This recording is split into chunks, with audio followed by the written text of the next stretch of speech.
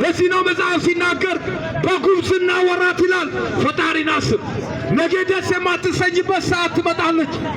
እውነት እላለሁ ያለ ክርስቶስ ያከማቸው ሀብት ክርስቶስ የሌለበት ሕይወት ወዳጄ መጽሐፍ ዮሐንስ 15 ላይ እውነተኛ የወይን ግንድ ነኝ አለ። ወዳጄ እናንተ ቅርንጫፎቼ ናችሁ አለ። በእኔ ብትሆኑ ብዙ ፍሬ ታፈራላችኋል።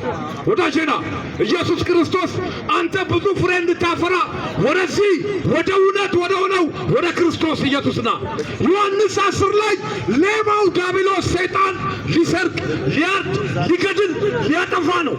እኔ ግን አለ ሕይወት እንዲሆንላችሁ እንዲበዛላችሁ እንዲትረፈረፍላችሁ መጥቷል። ወዳጄ ኢየሱስ ክርስቶስ ሕይወት እንዲትረፍርልህ እንዲበዛልህ ወደ አንተ መጥቷል። ና ራስን ተመልከት፣ ወጣትነትን ተመልከት፣ በዚህ ሰዓት አንተን ተመልከት። መጽሐፍ ሲናገር ቆሮንቶስ ላይ 6:19 ላይ ሲናገር ምን ይላል? እናንተ ያው ቅዱስ የእግዚአብሔር ቤተ መቅደስ ናችኋል። ወዳጄ አንተ የእግዚአብሔር ቤተ መቅደስ ነህ። ወዳጄ እግዚአብሔር ስለ ጣራና ግድግዳ አይደለም እያወራ ያለው፣ አንተ የእግዚአብሔር ቤተ መቅደስ ነህ። እውነት እላለሁ ክርስቶስ የሞተው ስለ ሰው ልጅ ነው። ወዳጄ ስላንተ የተሰቀለን ክርስቶስን እመን። ቤት ያለ የጸሎት ቤት ነው እንጂ የዱርዬዎችና የወንበዶች ዋሻ አይደለም። አንተ የእግዚአብሔር ማደሪያ ነህ። እውነት እላለሁ ቤቴ የጸሎት ቤት ነው አለ እንጂ የዝሙት የርኩሰት የጫት የሲጋራ የመጠጥ ወዳጄ ቤት አይደለም።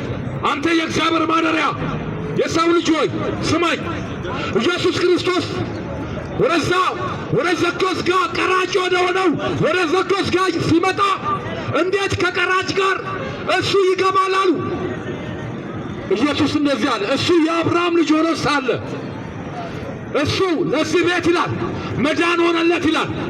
ወዳጄ የሰው ልጅ የመጣው የጠፋውንና ሊያድን ነው።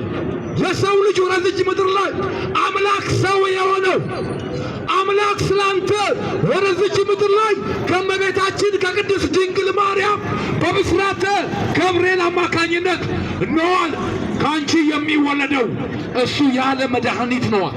መድኃኔዓለም ክርስቶስ ኢየሱስ ወንድሜ ይወዳል። ስለወደደ ነው ጸጋና እውነት ተሞልቶ በእኛ አደረ።